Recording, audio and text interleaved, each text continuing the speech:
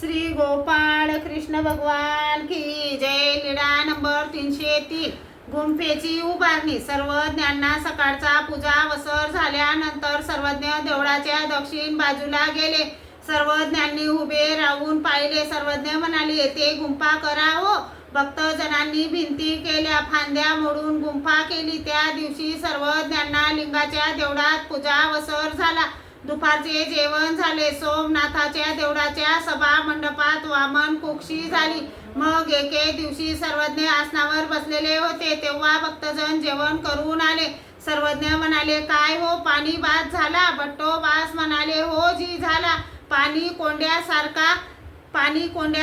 सर्वज्ञ म्हणाले, ते कसे हो जी? जी भिक्षा करून आलो, भिक्षेत राड्याची भाकर आली, त्यात पाणी घातले, कण खाली राहिले आणि वर सर्व कोंडा आला। सर्वज्ञ म्हणाले, बाई महात्मे त्रसत आहेत, गुंफेत प्रवेश करण्याचे निमित्त करून चांगला उपाय करायला हवा। बाईसा म्हणाल्या, हो बाबा। श्री गोपाळ कृष्ण भगवान की जय।